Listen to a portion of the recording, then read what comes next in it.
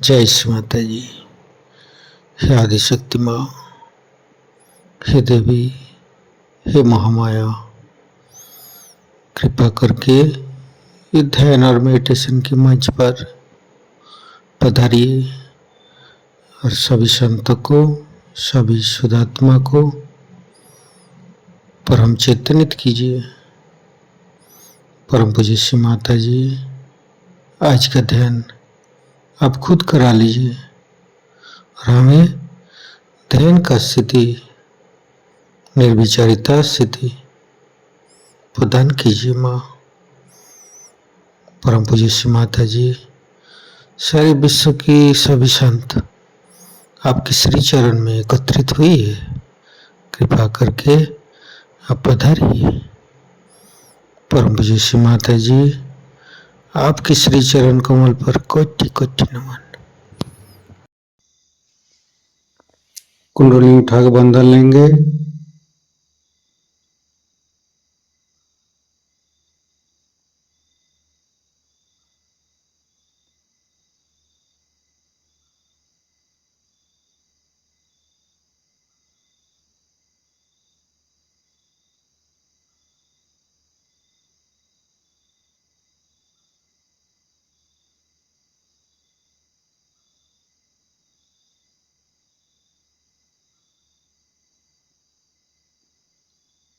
तीनों महामंत्र।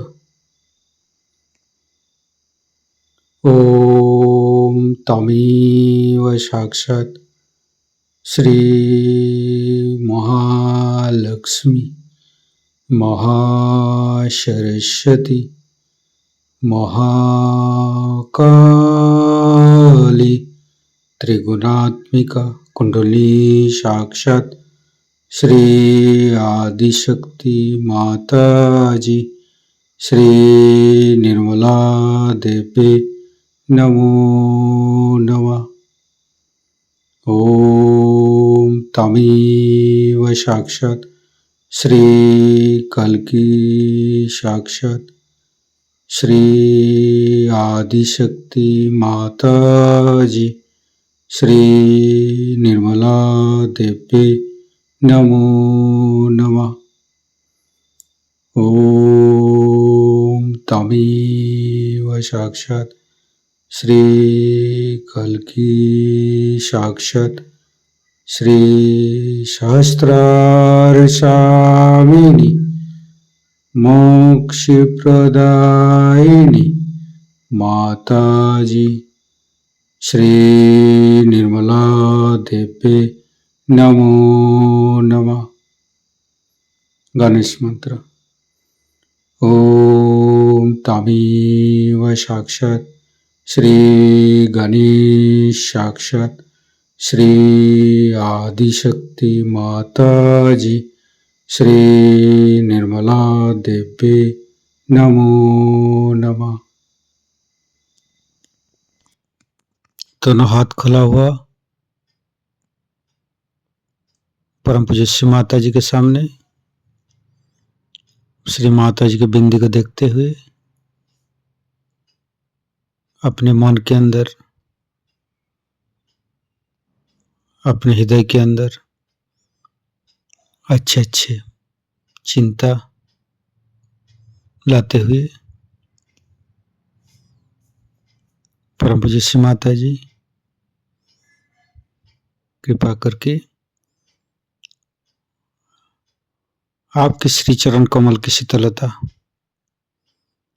हमारे हृदय पर प्रदान कीजिए। परम पूज्य श्री माता जी, हम अज्ञानी हैं, हमारी अज्ञानता के बस में यदि आपकी शान के खिलाफ कोई गलती हुआ हो, कृपा करके आप मुझे क्षमा कर दीजिए माँ। अपना हृदय में परम पूज्य श्री माता जी की श्री चरण की शीतलता महसूस करते हुए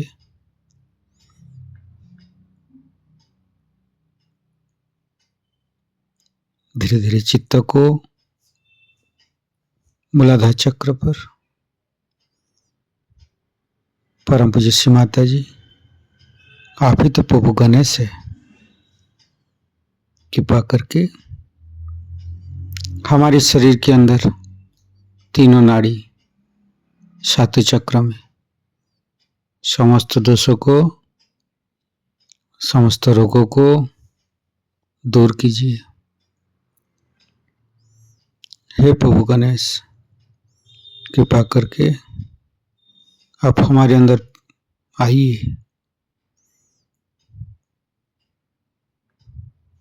हे आदिशक्ति माँ, हम कभी अतीत में चला जाते हैं, कभी भविष्य में चला जाते हैं। कृपा करके अतीत और भविष्य को छोड़ के हमें वर्तमान में स्थापित कीजिए। वर्तमानी धर्म है माँ, वर्तमानी सच है। कृपा करके हमें वर्तमान में स्थापित कर दीजिए। हम सारे समय, सारे पल, सारे दिन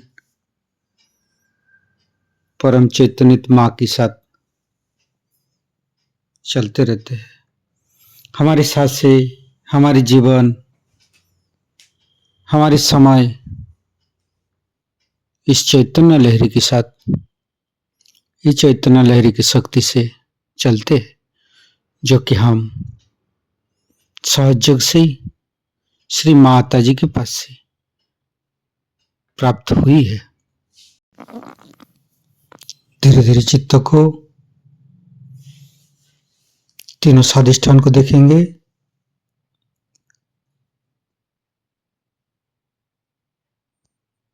तीनों नाभि, लेफ्ट नाभि, परम पूज्य श्री माता जी, कृपा करके आप गृहलक्ष्मी जी के रूप में हमारे लेफ्ट नाभि पर आइए और समस्त दोषों को, समस्त रोगों को दूर कीजिए। लेफ्ट नाभि को सहस्त्रार के साथ जोड़ेंगे।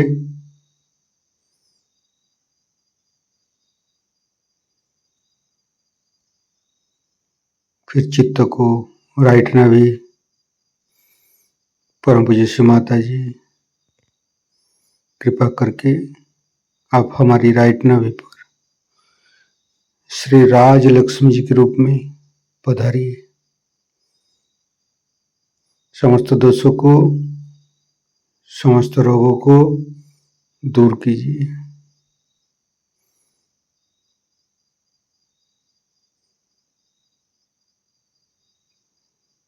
फिर धीरे धीरे चित्त को मध्य नाभि, परम पूज्य श्री माता जी, आप ही ने तो हमें संतोष प्रदान की है, आप ही ने तो हमें उदार बनाया है। कृपा करके लक्ष्मी नारायण जी के रूप में हमारे मध्य नाभि पर आइए और चैतन्यित कीजिए। फिर धीरे धीरे चित्त को सहस्त्रार के साथ जुड़ेंगे।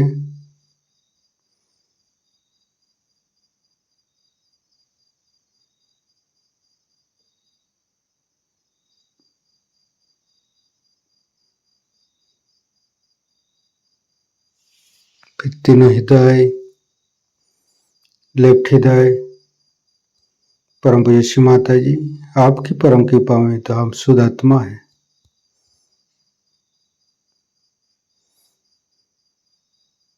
फिर राइट हृदय, फिर मध्य हृदय,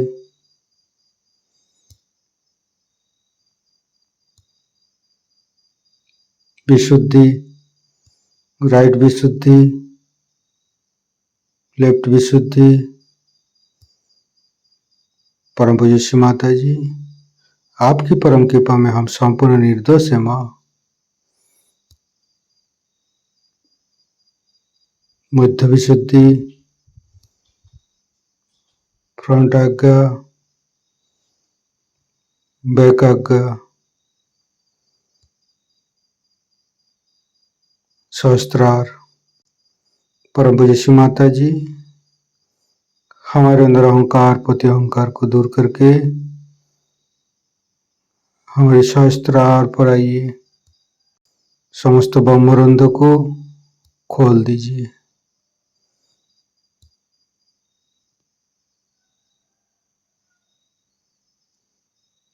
परम पूज्य श्री माता जी, हमें निर्विचारिता स्थिति, ध्यान का सिद्धि दीजिए।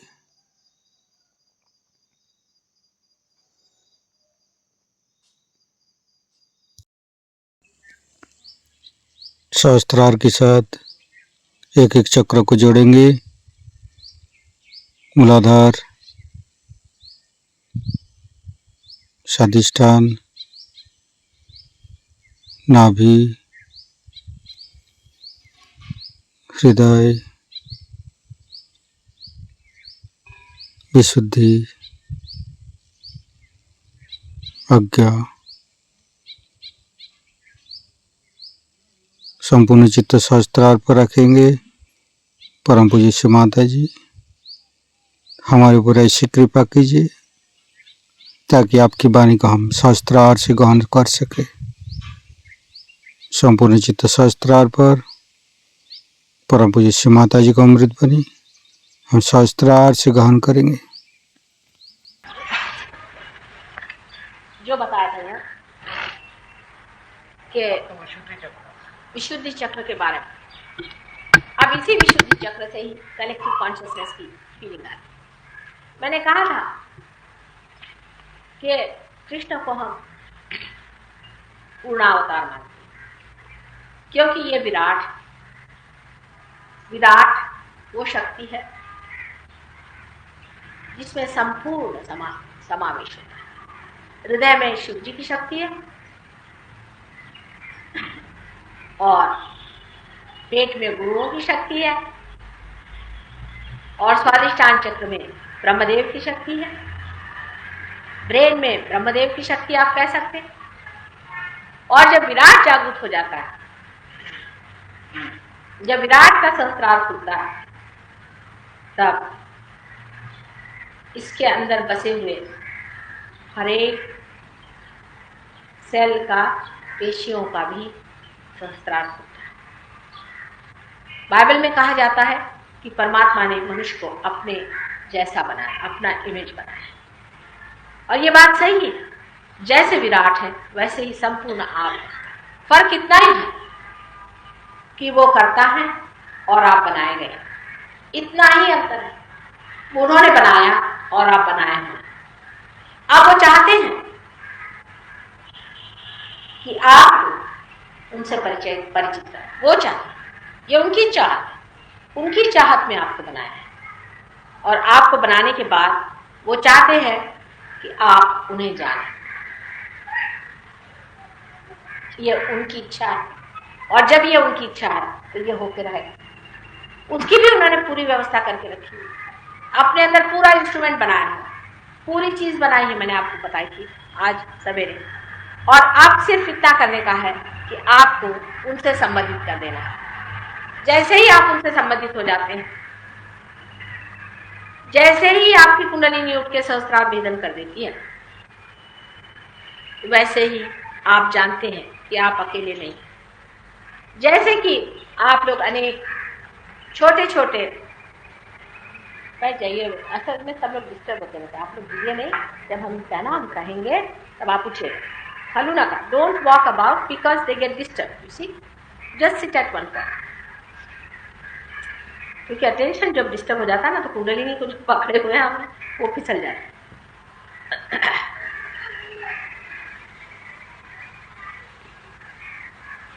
ये उनकी इच्छा से ही ये सारी घटना घटित हुई है और उनकी इच्छा से ही आप उनको जानिए। इसीलिए जब मैं कहती हूँ कि ये चीज सहज है, एफर्टलेस। आप जब एफर्ट करते हैं तो आप उनकी इच्छा से हट जाते हैं। जब आप कोशिश करते हैं तब आप उनकी इच्छा से दूर हो जाते हैं। कोई सी भी इच्छा जब आप करते हैं तब भी आप उनकी इच्छा से दूर हटते हैं। सब कुछ इनकी इच्छा पे छोड़ दिया जाए। इसी को हम फेथ कहते हैं, इसी को हम विश्वास कहते हैं। अगर मनुष्य कर सके कि जो करता है सो तू ही कर, तू ही सब कुछ है, अगर मनुष्य ये कर सके तो कोई वजह नहीं कि वो सही रास्ते पर चले, क्योंकि वाकई में हाथ पकड़ के वो आपका चलाने वाला है। लेकिन आप उसको चाहे कि घसीट करके हमारे पास रखें और हम उस पर मेहनत करके उसको पकड़ रखें, सो नहीं हो सकता। उन्हें आपको पकड़ना होगा। आप अंतर समझ लीजिए। एक तरीका होता है कि आप जबरदस्ती उनको थामे रहिए और उनके तरफ दौड़िए और पकड़िए, वो आपसे छुटक जाए। लेकिन आप छोटे बच्चे जैसे कहे कि तुम ही मेरा हाथ, हमारा हाथ उधारो, तुम ही ना ये चालो, हमारा हाथ पकड़ के तुम ही चलो, हमारा हाथ आपके हाथ में है, आप जैसे ले चलिए, तब आदमी सही रास्ते पे रहता है और धर्म में रहता है। लेकिन जैसे ही मनुष्य प्रयत्नशील होता है तो गलत रास्ते पर पड़ता है, क्योंकि उसको आंख नहीं, उसकी आत्मा भी खुली नहीं, वो जानता नहीं कहाँ जाने का। जैसे छोटे बच्चे जबकि उनकी आंख इतनी खुली नहीं होती, पूरी तरह से अपने माँ पे निर्भर रहते, वो उनका सब कुछ देखती है, उनका खाना पीना हर एक चीज वो देखती। बच्चा कब रो रहा है उसको सब मालूम है, बच्चा उसको बताया ना बता, उसको सब मालूम है बच्चे की क्या तकलीफ है, फौरन वो समझ जाता, क्योंकि बच्चा अभी बिल्कुल अबोध और इनोसेंट। हम लोग अपने इनोसेंस को खो देते हैं जिस वक्त हम आप कार्यशील होते हैं, हम ये करेंगे, हम वो करेंगे, हम भगवान को पाएंगे, हम हिमालय पे जाएंगे और दुनिया भर के आस्ते। इसी सिलसिले में आदमी ने इतनी गलती कर दी, इतना विराट से हट गया है। समझिए हमारे शरीर में अगर ये नाक सोचे कि मैं कुछ करके दिखाऊं, भाई आप नाक है, बैठे रहिए नाक की जगह। वो कहे नहीं मैं कुछ करके दिखाऊं तो उसकी सूंड ही निकल आएगी। इसे आर्बिट्ररी आप कह सकते हैं। जब आदमी आर्बिट्ररी हो जाता है, जब आदमी अपने ही तरफ से सोचता है कि मैं ये करके दिखाऊंगा, मैं ये करके दिखाऊंगा, तो आर्बिट्ररी होगा, ऑन माई ओन। और जो कैंसर की बीमारी होती है वो ऐसे ही सेल्स की वजह से होती है जो आर्बिट्ररी मैलिग्नेंसी आ जाती है। एक अगर सेल ये कहे कि मैं ही बढ़ता जाऊं, मैं आगे जाऊंगा और मैं जाके देखूंगा, बस वो बढ़ना शुरू हो गया, वो मैलिग्नेंट सेल हो गया। उसकी बीमारी दूसरे को लगी, वो भी मैलिग्नेंट हो गया, तीसरे को लगी, वो भी मैलिग्नेंट हो गया। जब संपूर्ण से संबंधित आप रख करके हाँ हम उसमें बैठे हुए हैं, वो हमको जो करना है करेगा, इस विचार से जो मनुष्य रहता है वो मध्यम स्थिति में। अब अगर आप कहें कि साहब इसमें बैठे रहिए तो हमारा कुछ भी नहीं होगा, आपका जो होगा वो किसी का नहीं होगा, आपका जितना भला होगा वो किसी का नहीं होगा, जितने आप उठेंगे वो किसी का नहीं है। हर मामले में मैं आपसे कहती हूँ कि ये हो सकता है, लेकिन आप तो सोचते हैं कि भाई हम कुछ करके दिखाएं। रामदास स्वामी ने कहा अल्पधारिष्ट पाए, भगवान तुम्हारा थोड़ा सा जो अधारिष्ट है उसे देखता है, चल भाई कर, कह रहा है ना तुम, मैं करना है कर। फिर आप धड़ धड़ गिरते, चोट लगती, आफत आती, दोष भगवान पे जाता कि भाई हमने इतनी मेहनत करी, इतना परमात्मा को पुकारा और ये गलती कैसे हो गई माँ? आपको किसने कहा था इतनी आफत करने की? अगर एक ककून के अंदर आदमी बंद रहे तो चाहिए कि वो चुपचाप बैठा रहे, न कि अंधे जैसे इधर धक्का मार उधर धक्का मार और उसके बाद अपने सर हाथ छोड़ करके बैठे, उसके बाद माँ से आके कहे कि माँ देखो ऐसे कैसे होगा। ये सब चीजें एक आश्चर्य की बात है कि मनुष्य स्वयं तो करता ही है एक इंडिविजुअल तरीके से, व्यक्तिगत, पर और भी इसका बड़ा आश्चर्य यह है कि ऐसे लोग एक समूह भी बना लेते, एक बड़ा भारी उसका ऑर्गेनाइजेशन खड़ा कर। इसी सिलसिले में आप देखिए कि पोप साहब ने एक बड़ा भारी ऑर्गेनाइजेशन खड़ा कर दिया, मुसलमानों ने दूसरा कर दिया, हिंदुओं ने तीसरा कर दिया, फलाने ने चौथा कर लिया। माने मैलिग्नेंसी के एक एक सेल खड़े हो गए और ये मैलिग्नेंट है सारी चीज, ये समाज को खा जाए। इनके जोड़ने का या इनको इकट्ठे करने का कौन सा तत्व है? इसका सीमेंटिंग फोर्स क्या है? नफरत, द्वेष, घृणा, कंपटीशन, ईर्ष्या। क्योंकि मुसलमान ऐसे ऐसे हिंदू को ऐसा, क्योंकि क्रिश्चियन ऐसे मुसलमानों को ऐसा। सब रिलेटिव है, एब्सोल्यूट कोई बात। और इस तरह की जब चीजें बन जाती है तब विराट में ऐसे सेल्स बन जाते हैं जो मैलिग्नेंट है। और आज का कलयुग का नक्शा बिल्कुल ये है कि सारे विराट में कैंसर हो। अगर अपने भारतवर्ष में एक तरह का कैंसर है तो इंग्लैंड में दूसरी तरह का, अमेरिका में तीसरी तरह का, हर जगह जाइए तो लगता है कि सब लोग पीड़ित कैंसर से पड़े।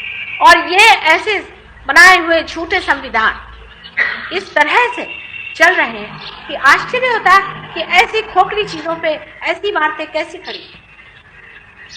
पोप को देखते ही मुझे आश्चर्य होता है कि जिस ईसा मसीह के पास सिर्फ 2 चोगे थे, वो ये पोप इतने बड़े बड़े यहाँ डायमंड्स लगा करके घूमता है और अपने को ईसा मसीह का चुनिंदा ये समझता है। हमारे आदि शंकराचार्य महाराज जो हैं वो तो कहीं थे, वो तो चले गए बेचारे। और जो आज यहाँ पर बैठे हुए एक शंकराचार्य साहब हैं, हमने ये सुना लंदन में कि वो अपने सर पे सोने का छत्र बना रहे हैं, इतने से बटुआमन, और उस छत्र में वो एक स्पेशल डायमंड्स लगाने चाहते हैं जो खास करके बाहर से आने वाले। इन बटुआमन से पूछिए कि अगर वो छत्र आपके सर पे गिर जाए तो क्या आप उससे बच सकेंगे? इस तरह की ऊट पटांग बातें सदियों से चल रही है और उसकी मान्यता हम करते रहते हैं। सहयोग ऐसी चीज है, क्रांति लाएगा और इन सब झूठी और पुरानी संस्था को तोड़ फोड़ करके इसको सत्य के आधार पर खड़ा कर देगा। नहीं तो दूसरी चीज जो मैंने आज सवेरे बताई थी, वो मनुष्य को जानना पड़ेगा कि सत्य के सिवाय और कोई भी इस संसार में टिक नहीं सकता। जितनी भी खोखली और थोथी चीजों को हमने अपनाया हुआ है और उसके ऊपर हम लोग खड़े हुए और अपने को निश्चित समझ रहे हैं, जान लेना चाहिए कि ये एक मगरमच्छ है।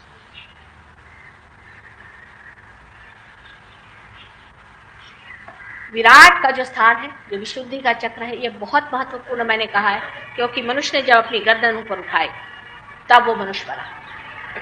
इस गर्दन की ऊंचाई और इसमें परमात्मा का बहुत बड़ा हाथ है। श्री साक्षात श्री कृष्ण विराट अपने को एक साधारण चरवाहे के रूप में इस संसार में सर्वसामान्य लोगों के लिए एक चरवाहा बनकर संपूर्ण अवतार जो परमात्मा का है वो संसार में आया। और उन्होंने मनुष्य से ये कहा कि ये सारा संसार एक लीला है, आप उसके सिर्फ साक्षी, कहाँ आप उलझे हुए हो, ये सब लीला है। और उस साक्षी को पाना, उस क्षेत्रज्ञ को पाना, उस आत्मा को पाना, यही एक उन्होंने संदेश सारे संसार में। उन्होंने ये कहा कि ये आत्मा जो है ये किसी तरह से भी नष्ट नहीं सकता, अमर है। इन कृष्ण के जो विचित्र से चरित्र है, जिसके ऊपर लोग बहुत टीका टिप्पणियां करते हैं, जैसे कि उनकी 16,000 पत्नियां थी। उनकी 16,000 पत्नियां, ये 16,000 पत्नियां कौन थी क्या आप जानते? ये इनकी 16,000 शक्तियां थी। आज मेरी शक्तियां इन सहयोगियों के अंदर से बह रही हैं। ये सहयोगी मेरी शक्तियां का वहन कर रहे हैं। उनकी शक्तियां वहन करने के लिए उस वक्त कौन था? इसलिए उन्होंने इन शक्तियों को जन्म दिया। साकार स्वरूप वो जन्म में आई। एक राजा ने उनको अपहरण किया, उस राजा से इन्होंने बचा करके उनसे अपना विवाह करके, उनके पास 16,000 सहयोगी तो पहले ही थे। यहाँ तो रोना पड़ जाता है, 1,000 भी सहयोगी जमा नहीं। उन्होंने पहले ही अपनी व्यवस्था कर ली कि पहले अपनी शक्तियों को जन्म दे करके ये कार्य। और जब उन्होंने ये 16,000 शक्तियों को अपने अंदर में स्थित पूरी तरह से कर लिया, उस वक्त ही हमारी भी 16,000 नाड़ियां स्थापन हुई हमारे अंदर। उन्हीं की वजह से हमारी चेतना में ये 16,000 नाड़ियों का स्पंदन शुरू हुआ। उनको जो आज मैंने सवेरे गीता के बारे में बताया था, उसे आप फिर से सुनिए और आप तब समझ सकते हैं कि कितनी बड़ी ये महान परमात्मा की देन थी जो कृष्ण संसार में आए। श्री कृष्ण की जो कुछ भी बातें हैं वो अत्यंत सूक्ष्मता से ही समझी जा सकती। ग्रोस लेवल पे आप कृष्ण को नहीं समझ सकते। जो लोग ग्रोस लेवल पे रहते हैं कभी भी श्री कृष्ण को नहीं समझते। उसको समझने के लिए अत्यावश्यक है कि पहले आप पार हो, फिर उसकी बारीकी, इस चक्र की सब बारीकी आपको समझ में आएगी। आजकल आप सभी लोगों की विशुद्धि चक्र पकड़ है बहुत ज्यादा। उसके अनेक कारण, उसमें से पहला कारण तो ये है, आपकी पकड़ होने की वजह से हमारी हो जाती, क्योंकि सारे वाइब्रेशन से आती है। अगर आप इसे खींच लें तो हमारा गला टूट जाए। ये तो कॉमन एक सब लोगों का अनुभव है इस चीज का, कि जब हमारा गला पकड़ जाता है तो उसमें से वाइब्रेशन जाके आपके गले ठीक हो। इस विशुद्धि चक्र में कृष्ण का व्यास है और कुछ कुछ चीजें बिल्कुल व्यर्थ हैं विशुद्धि चक्र, उसे समझ लेना चाहिए। प्रथम तो जिसे कहते हैं तंबाकू। तंबाकू खाना पता नहीं मनुष्य ने कहां से पता लगाया। आदमी की खोपड़ी जो ढूंढ के निकाले सो का। अपने को किस तरह से डिस्ट्रॉय करना चाहिए, इसमें आदमी से बढ़ के आपको दूसरा जानवर नहीं मिला। अब ये तंबाकू भगवान ने कोई खाने के लिए कभी नहीं बनाई थी। ये इंसेक्टिसाइड है, आप जानते हैं, कीड़े मारने की चीज। अब उठा करके बेवकूफ जैसे उसको खाना शुरू कर, उसे खाते हैं या उसे स्मोक करते हैं। इससे अपना जो विशुद्धि चक्र है खराब हो जाता है।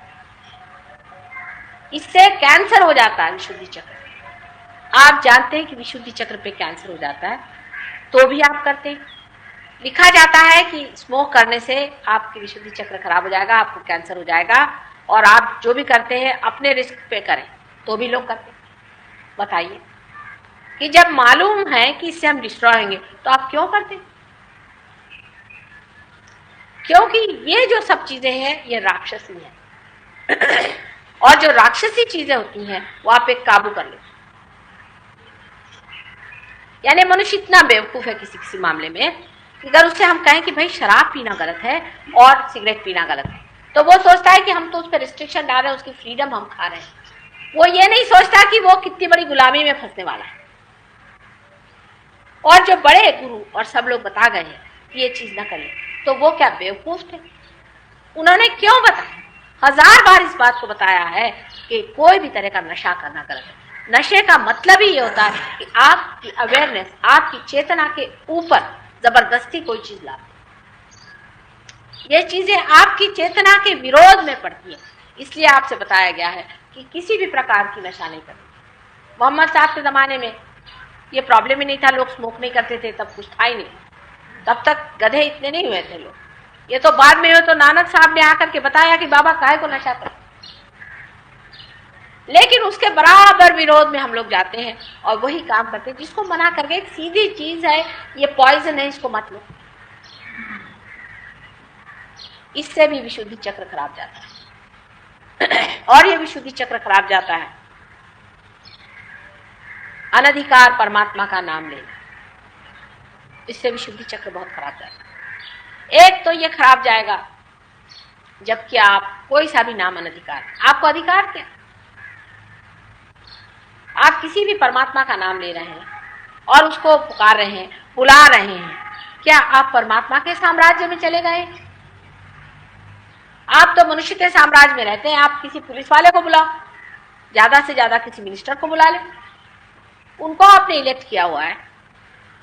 आपका परमात्मा से संबंध कब हुआ? जो आप परमात्मा को पुकार रहे और परेशान करे दे रहे हैं उनको।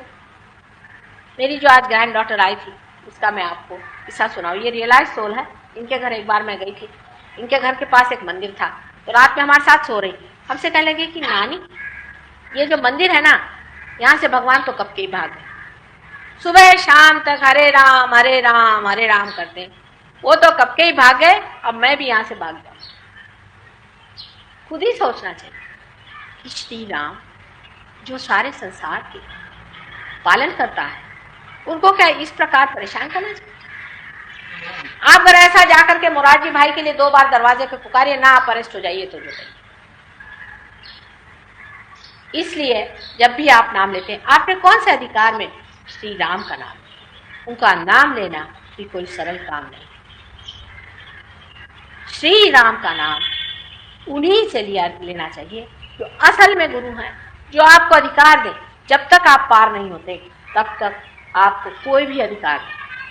अब आप कहिएगा कि गुरुओं ने तो लिखा कि भगवान का नाम रखा, उन्होंने इसलिए लिखा कि वो नहीं जानते थे कि आप लोग पार भी नहीं। बहुत से, मेरे ख्याल से ये विचार है कि बहुतों को यही नहीं पता था कि मनुष्य अभी तक पार भी नहीं हुआ है। पार होने से पहले आप कोई सा भी नाम लेने के अधिकारी नहीं, अनधिकार चेष्टा। नाम तो लेना दूर रहा, उस नाम को लेकर उसकी चटनी बना दे, इससे भी विशुद्धि चक्र खराब हो जाता है। और दुनिया भर के मंत्र जो देखिए सो, जो रास्ते पर खड़ा वो गुरु, कहीं पेड़ पे लटक रहा है वो गुरु, दुनिया भर के अजीब अजीब गुरु इकट्ठे कर लिए। अरे भाई, ये तुम्हारे गुरु हुए कैसे? उन्होंने हमें नाम दिया। नाम देने के लिए गधा भी काफी, उसके लिए गुरु गाय को चाहिए क्या? नाम देना ही एक कार्य गुरु का होता है कि इसके अलावा कोई और चीज होती? हाँ, मेरे समझ में आता है गुरु नानक आपको नाम दे भाई, वो थे असल में। एक साहब अभी अफ्रीका से आए, उनको कुछ संस्कृत आती नहीं, वो और भी बढ़िया, उन्होंने ऐसे ऐसे इन लोग को नाम सिखाए। उसका नाम इंगा पिंगा ठिंगा अब ये रख रहे हैं। अब कहिए, घंटों ये लोग यही नाम रखते रहे बेचारों का विशुद्धि चक्र पर। ये किसने बताया? ये कहां से आपने जाना कि कौन सा नाम लेना? जिस दिन आपको नाम की पूरी विद्या आ जाएगी, सारी अविद्या छूट जाएगी। इसकी विद्या कोई आसान नहीं। कौन सा चक्र पकड़ा है, कौन सी स्थिति है, कौन सा नाम लेना चाहिए, कौन सा उसका उच्चारण होना चाहिए, ये सब चीजों का बड़ा ही गहन शास्त्र है। जब तक आपकी कुंडलिनी जागृत नहीं होती, आप कैसे जानिएगा कि कौन सा चक्र पकड़ा है आपका या दूसरे का? समझ लीजिए आपका विशुद्धि चक्र पकड़ा हुआ है और आप नाम ले रहे हैं शिव जी का, हो गया काम खत्म।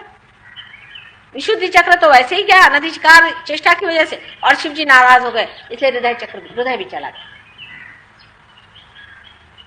ये बड़ा भारी शास्त्र है, इस शास्त्र को समझना चाहिए। जब मैं ये कह रही हूँ, मैं इसलिए कह रही हूँ कि मैंने अनेकों लोगों को देखा है कि मंत्र समझ करके वो जिस चीज को कहते हैं निहायत बेवकूफी की चीज है। और ये मुझे आपको साफ कहना पड़ेगा। एक बार कबीर ने कहा था, कर का मन का छाड़ी दे, मन का फेर।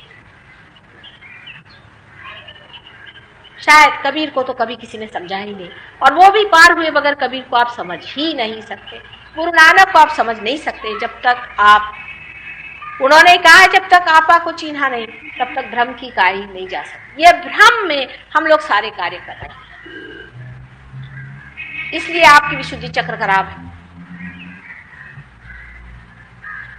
आप अगर किसी भी देवता का नाम ले रहे हैं तो पहले ये जान लीजिए कि एक तो आपका विशुद्धि चक्र खराब जाएगा और उस देवता का जहां राज्य है वो भी जगह खाली जाएगी। इसलिए लोग कहते हैं कि हम बीमार कैसे पड़ गए, हमें तकलीफ कैसी हो गई, क्योंकि दोनों भी चीज अनधिकार है। समझ लीजिए आप डॉक्टर नहीं है और आप जाकर के मेडिसिन ले करके और खाना शुरू कर दें और फिर कहे कि साहब हमने तो दवा ली थी और हम बीमार कैसे पड़ गए। आपने कौन सी दवा ली थी, आपने कहाँ डॉक्टरी पास करी, आपने क्या समझा? इस मामले में तो लोग समझते हैं, पर धर्म के मामले में लोग सोचते चलो अपने जेब में धर्म है, जब चाहे तब धर्म पे किताब लिख डालो, जब चाहे तब कुंडलिनी के बारे में लिख दो, जब चाहे तब परमात्मा के बारे में लिख दो, जिसके बारे में जब बकवास लिखने में क्या जाता है। असलियत की तो कोई जरूरत है ही नहीं, असल में पाने की जरूरत है ही नहीं, जो कुछ है नकल में रहना। सहयोग बहुत बड़ी क्रांति है। आपने कबीर को नहीं माना, उनको भी अब रटते बैठते हैं ना, सिर्फ सुबह से शाम तक कबीर को रटने से और लोग करते, लेकिन वो दिन आ गया है कि अब कबीर जो है उनकी कही हुई बात आपके सामने खड़ी हुई। ज़ेन की जो बड़ी भारी फिलॉसफी, उसको ये जापानीज गधे कभी समझ सकेंगे? उनका ऐसा ठिकाना करके रखा हुआ है कि जापान में जाइए तो लगता है कि अगर ज़ेन फिर जाए तो वो आत्महत्या कर ले, देख करके इन बेवकूफों। उसका भी इन लोगों ने इतना आर्टिफिशियल सारा मामला बना रखा कि देख देख के हैरानी। सारे जितने बड़े बड़े हो गए, पीर हो गए, जो पहुंचे हुए लोग हो गए, उनकी यही दुर्गति। जब तक वो जीवित रहे उनकी ताड़ना करी, और जब वो मर गए तो इस तरह के उनके तमाशे और इस तरह के उनके चीजें खरीदी। इसे क्या कहना चाहिए? आप जानते हैं यहाँ दिल्ली में ही बहुत बड़े पीर हो गए, निजामुद्दीन साहब बहुत बड़े पीर हो गए। पीर को जात पात कुछ नहीं हुआ, और उनकी क्या हालत कर दी। और जब वो मर गए तो अब उनके बारे में लोग जिस तरह की एक चीज खड़ी कर दें, पता नहीं, जो भी चाहे उनका मन खड़ी कर सकते, जो भी चाहे उनके लिए बकवास बना सकते, क्योंकि अब तो वो मर गए। ये सारा विशुद्धि चक्र का जो फेर है, इसको समझना चाहिए। विशुद्धि चक्र में जब तक आप सत्य के ऊपर सब चीज नहीं बैठाएंगे, तब तक आपकी विशुद्धि नहीं चाहिए। एक साहब थे, उनसे मैंने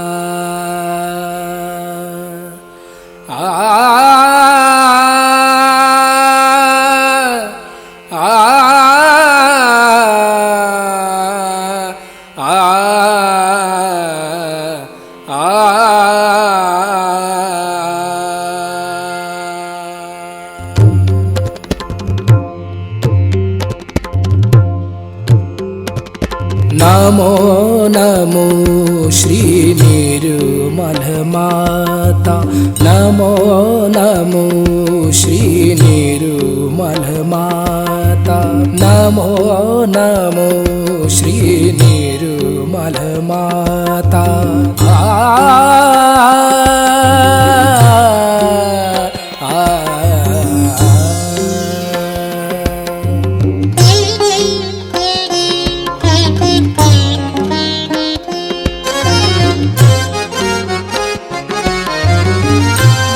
मोक्षदायिनी हे परमेश्वरी, मोक्षदायिनी हे परमेश्वरी, मोक्षदायिनी।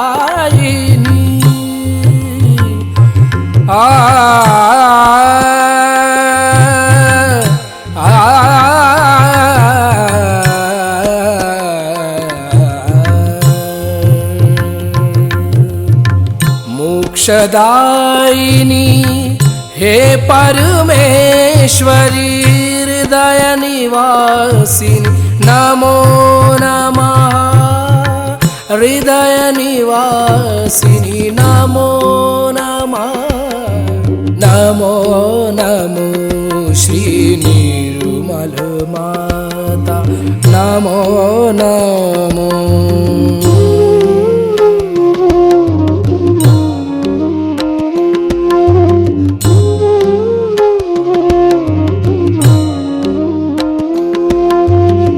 सहस्त्र कमल पर तुझको पाया, सहस्त्र कमल पर तुझको पाया।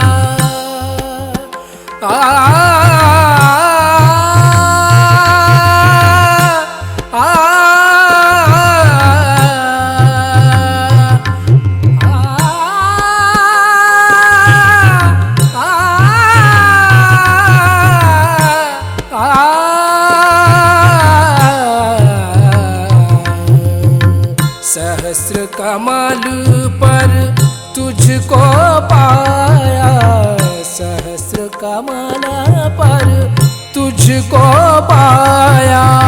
सात चक्र पर विजय दिलाया, सात चक्र पर विजय दिलाया। ब्रह्म ज्ञान से हमें मिलाया, ब्रह्म ज्ञान से, ब्रह्म ज्ञान से, ब्रह्म ज्ञान से, ब्रह्म ज्ञान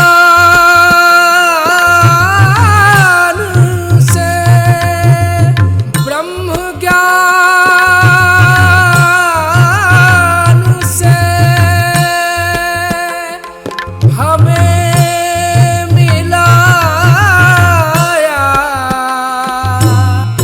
नमो नमो श्री निर्मल माता, नमो नमो श्री निर्मल माता, नमो नमो श्री निर्मल माता, नमो नमो श्री निर्मल माता, नमो नमो, नमो नमो, नमो नमो।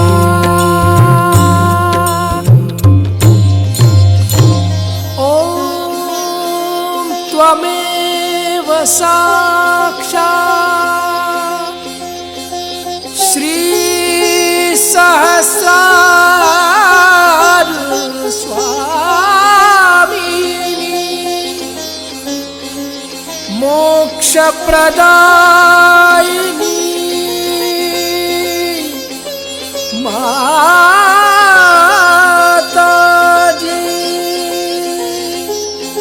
श्री निर्मला देवे नमो नमः, नमो नमः, नमो नमः। संपूर्ण ध्यान का स्थिति, इसी ध्यान का स्थिति पत्र दे रहेंगे। परम पूज्य श्री माता जी परम चैतन्य अनुभव करते रहेंगे। दोनों हाथों पे, सहस्त्रार पे परम पूज्य श्री माता जी आज अपने ध्यान करा के जो परम चैतन्य अनुभव कराया, इसके लिए मैं आपको कोटि कोटि नमन। कुंडली उठा के बंधन लेंगे।